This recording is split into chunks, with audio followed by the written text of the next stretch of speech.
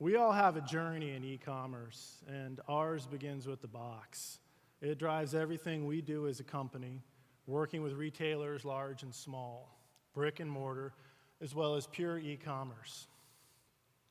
We hope these insights that we've gathered will help you achieve more success in your businesses.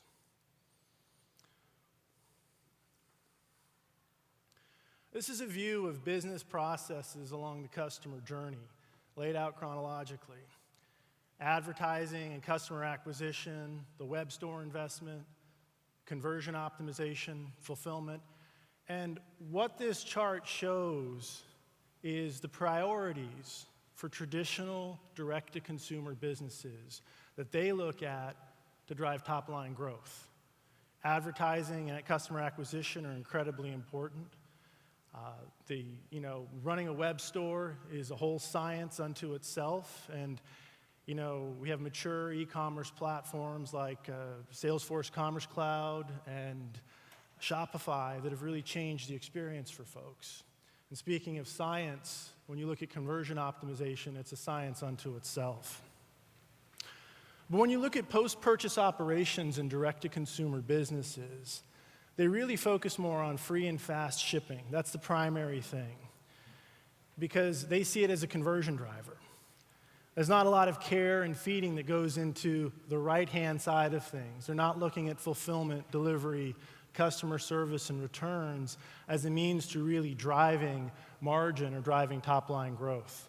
Because right now, those direct-to-consumer companies are typically competing with Amazon, and the bar has been set around shipping, and that's what they're trying to compete with. That one-click-away experience is what they see in terms of priorities. They want to get that free and fast shipping, and as a result, they tend to underinvest in the right-hand side of things. But if you look at the subscription box space, it's almost a mirror image in terms of priorities from the other guys. Post-purchase experience is the experience. Sure, customer acquisition is really important, but all the value that your customer experiences in your brand happens after they hit the purchase button.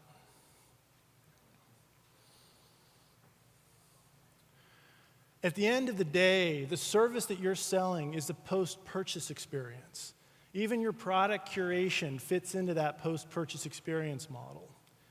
That makes your business model very different from the traditional direct-to-consumer e-commerce model.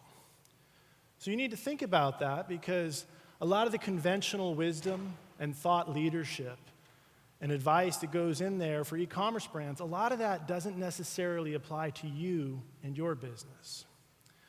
Similarly, a lot of services out there and the vendors selling them, the ones that cut their teeth in catering to multi-channel or traditional pure-play businesses, they don't necessarily cater to your needs because your needs are different.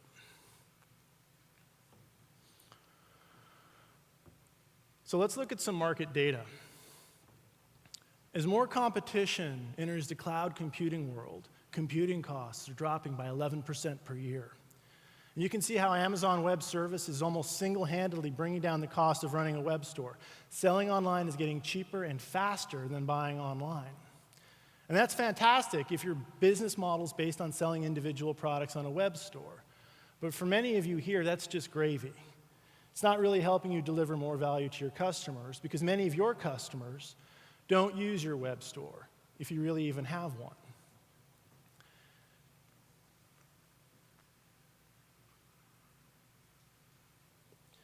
If your brand is post-purchase, I have some bad news for you. The area on the right-hand side of that chart, all of those costs are going up. The market there is going in the exact opposite direction.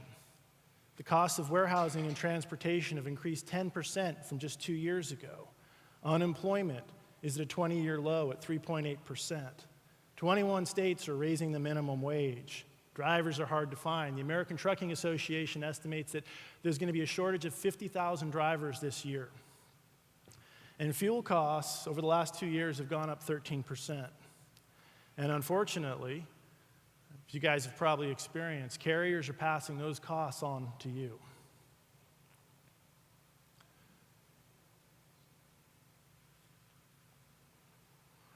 So your challenge is, What are you going to do about that?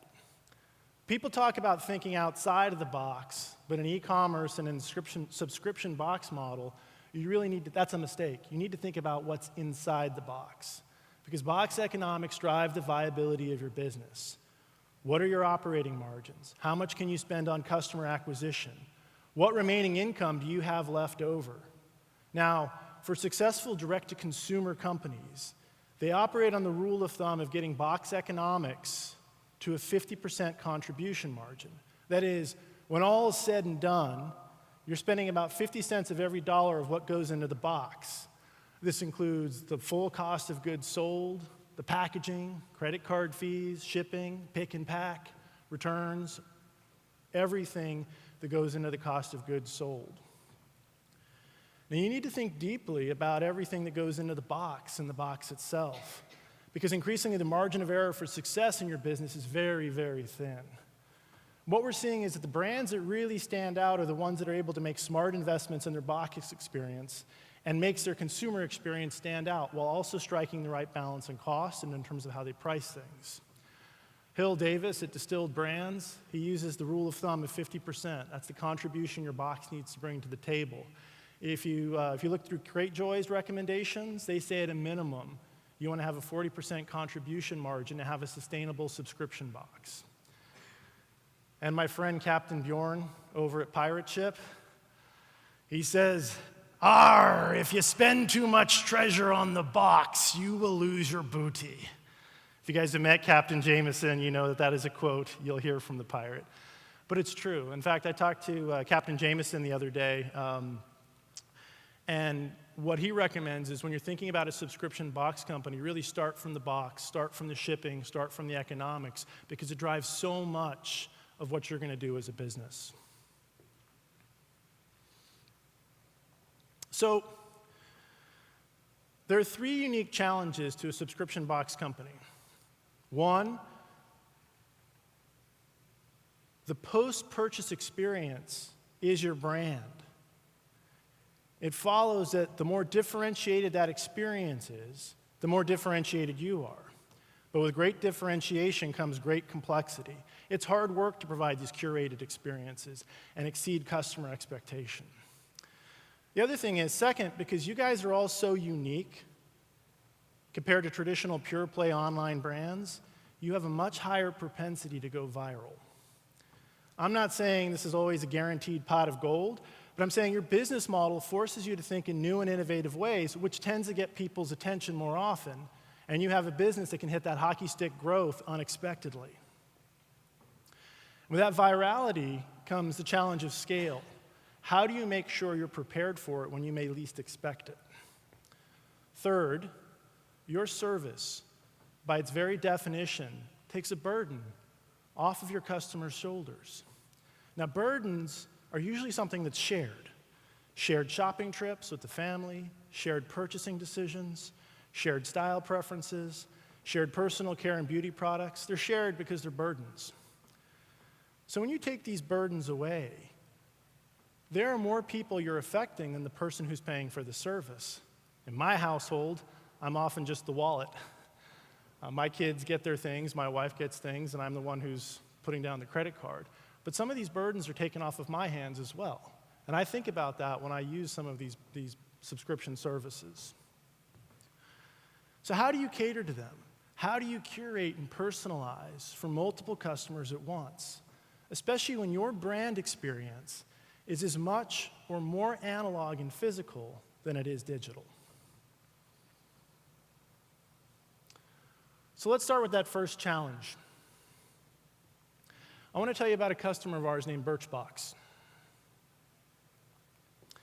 So who here has heard of Birchbox? Okay, a few of you. They've been around for almost 20 years. Now, they came out with a very unique business model. They'll send you personal care and beauty samples every month to drive you to buy the full-size product on their website.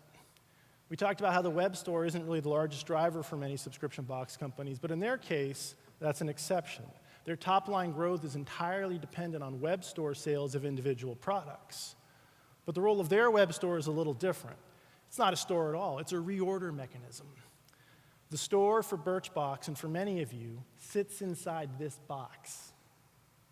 The box is where the products are featured. The box is where experiences are curated.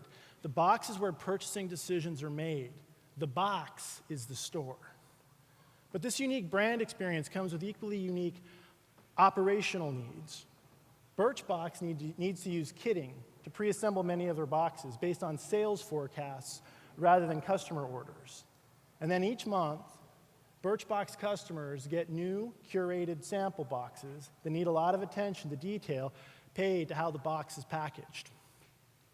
If your box is the store, you want to make it an impeccable experience as possible. But you also have some challenges around inventory.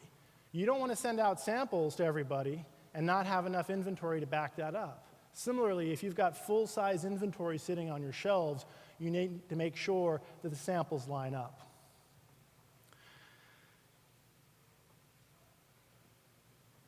They also have the standard kinds of experiences that you expect. Seasonal bumps, promotions that take off and are explosive. It's a very specialized set of experiences they're trying to manage from fulfillment. So if you have to find a fulfillment partner that can do all of that, all of these things, it takes time. At a minimum, you'd expect to spend at least 4 to 6 weeks to find somebody to do that. So what would you do if you only had a weekend to make that happen? See, Birchbox found them in a situation where their small fulfillment provider had to cut back costs. Right as their order volume, Birchbox's order volume was starting to take off. The fulfillment partner couldn't support them. That left them with thousands of orders to fill, with a highly complex and unique process and only a few days of lead time. They turned to us. We kicked the transition late one week and had them up and running in our facility by the start of the next week, because unique operating models are what we specialize in. Second thing, and that's a short story about complexity and speed to market. As I mentioned earlier, subscription box services have a higher propensity to go viral because you guys are innovating in all kinds of new and exciting ways.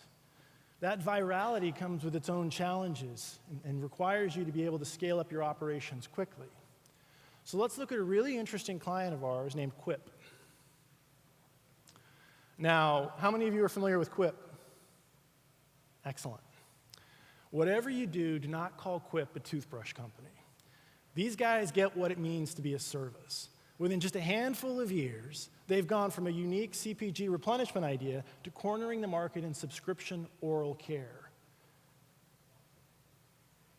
They've gone from just selling toothbrushes to last year they bought their own dental insurance company. Now, when we started working with these guys, they were working out of a garage in Brooklyn, not much bigger than a car garage. And they were already growing at a predictable rate, and they needed help as their operations outgrew their Brooklyn facility. They decided to work with us because they had very specialized needs around kitting and packaging. And they wanted a fulfillment partner who could really learn how to handle their requirements in a very specific way and do it at scale. And two things happened. They inked a national deal to distribute their starter kits with Target. And with it, a whole new operating model had to be rolled out for B2B wholesale. They had to deliver 100,000 kits in a very short time frame. Second, the awesome thing that every one of us hopes to have as a subscription box owner happened to them. They were featured on The Ellen Show on the 12 days of giveaways right before the holidays, making Quip an outstanding stocking stuffer. Their volumes went through the roof, but because they'd set up a partnership that helped scale and go up and down quickly for launches and seasonal bumps, they were able to meet demands without breaking a sweat. So let's talk about how your customers may not be your only customer. We've had a great partnership with a company called Rockets of Awesome for a few years now, about as long as they've been around. For those of you, how many of you are familiar with Rockets of Awesome? A couple of folks. For those of you who aren't familiar with them, they're a subscription box for apparel for kids. Now, instead of me telling you about it, let's have them tell the story themselves.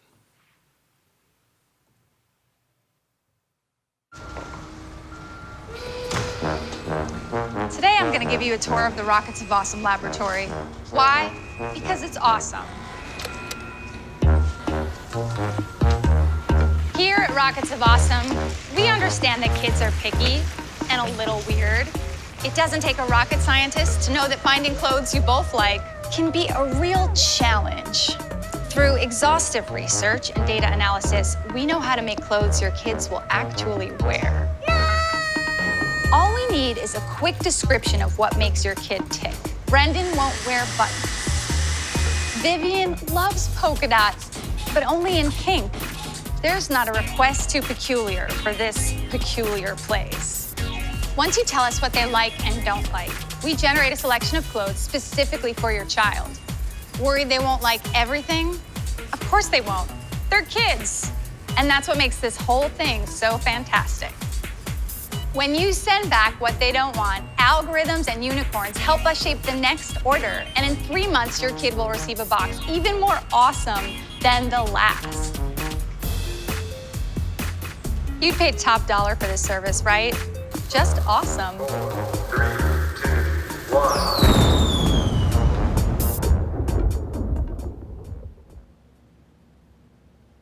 How did they know?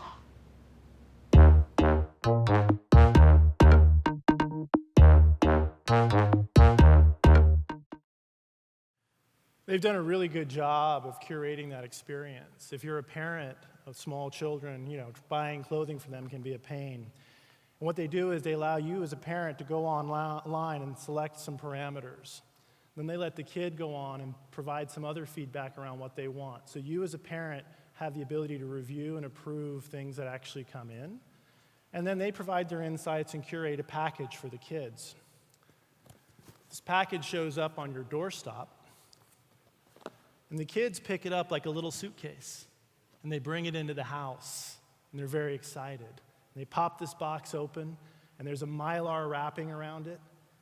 The kids, like kids everywhere, rip through the box, pull out all the things, and 5 minutes after they figured out what clothes they've got and don't like, they do like and don't like, they've got that Mylar wrapper around their neck, and they're running around the house, wearing it as a cape. All right, so it's a really interesting experience, and they've really managed to make the kids happy, make the parents happy, and it's a really easy return service, right? So if this isn't what you want, you've got your invoice inside, you've got a dead simple crack and peel return label, you just slap it on the box and you send back what you don't want. So they've really managed to make that experience as seamless and foolproof as possible for everybody involved. Because when mom doesn't really want to have to go to the UPS store or the FedEx store or someplace like that. She just wants to be able to drop that return label on the box, put it on the porch, or put it in the mailbox and let the postman come pick it up. A dead simple experience. So, just to summarize, the post-purchase experience is your brand. You need to be prepared for hockey stick growth. And these services are shared experiences. Sometimes your customer isn't the one paying you, and you have to manage the experience of all of the stakeholders involved. And finally, remember that all e-commerce businesses, not just subscription box companies, have to manage box economics. Look at your box economics and think hard about how you can get your box economics to a 50% contribution factor. Why are we qualified to say these things? Well, we're a technology company that delivers e-commerce logistics experiences that consumers love. We view ourselves as a consumer experience company. We work with some of the world's best-known and fastest-growing brands. These are a few of the partners who are here, including our friends at Pirate Ship, our friends at the United States Postal Service, Visible, First Mile. We work with all of these companies to bring integrated solutions to you. We also work with some of the largest and most established retail brands in the world. And we also work with many customers who are box subscribers just like you. We're the largest revenue partner of the United States Postal Service, and we're great at doing things at scale. And if you haven't already done so, please drop by our booth and say howdy. Thank you.